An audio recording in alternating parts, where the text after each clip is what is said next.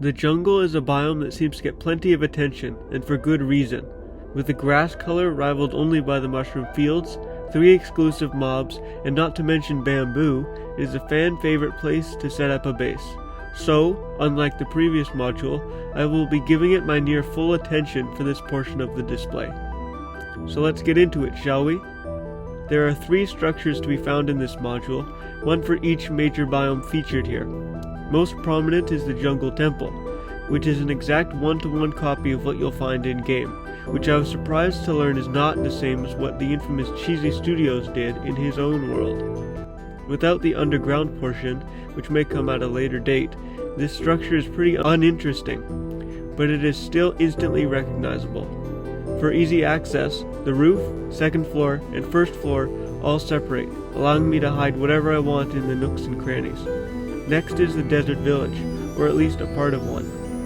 This small structure is one of the medium houses and contains 2 lime beds, a chest, a block of terracotta, and a potted cactus both on the inside and right outside the front door. If you're worried that this will be it for the desert village, then you need not fret, for there is plenty more to come. Last and most certainly least is the fossil, which is hidden within the Lush cave, but more on that later. Now, onto the bulk of the module, the jungle.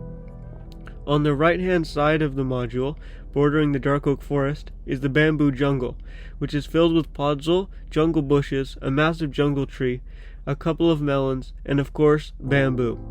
The tree in particular took all of my leftover green bricks at the time of construction, but I'm not perfectly happy with how flat and boring it looks from above, though I am happy from a side view.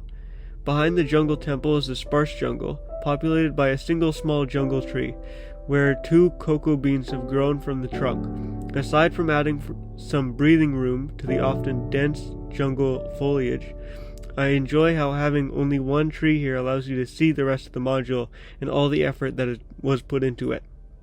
The desert portion of the display is mostly occupied by the desert village building, but I will note the inclusion of a cactus up on the plateau, which is simple to make and works surprisingly well. One bonus will be the ease of adding a cactus flower if I choose to. Lastly, we should talk about one of my favorite parts of the display so far, which is the azalea tree, and what treasures it alludes to.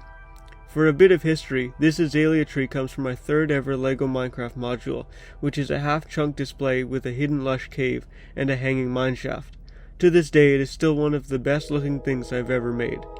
Beneath this azalea tree, a deceptively small lush cave contains a plethora of plants, animals, and minerals. Featured here is copper ore, iron ore, a flowering and non-flowering azalea, moss carpets, a spore blossom, and a collection of glowberries, hanging roots, rooted dirt, and of course, bone blocks for the fossil. At last, we've reached the figures. Again, there are 3 player skins, all to do with the natural world in some way. One is even wearing the elusive leather armor from the Jungle Temple set. In the jungle portion of the display, there's a panda, a baby panda, 2 chickens, a baby chick, 2 ocelots, and 4 parrots, 2 red, 1 lime, and 1 cyan. In the desert, the only mob is a red tabby cat, and I'm saving the desert villages for future projects. However, in the Lush cave, there are 2 skeletons, 2 different axolotl variants, and even a bat hidden away for the day.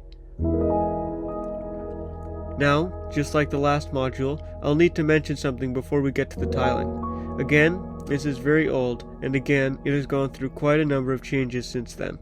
I wanted to show the tiling time-lapses whenever I can, even if the first draft does not match the final draft at all. So enjoy.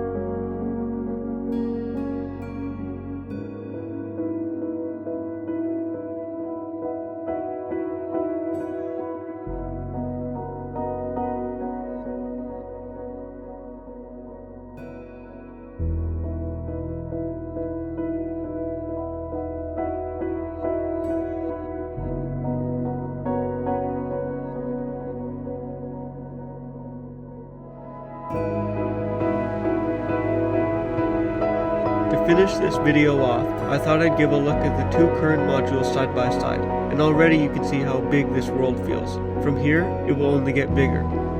For this display, I believe that is all. In the next episode, we will expand once again to the left in a much different landscape than is featured so far. Until then, I'll see you next week.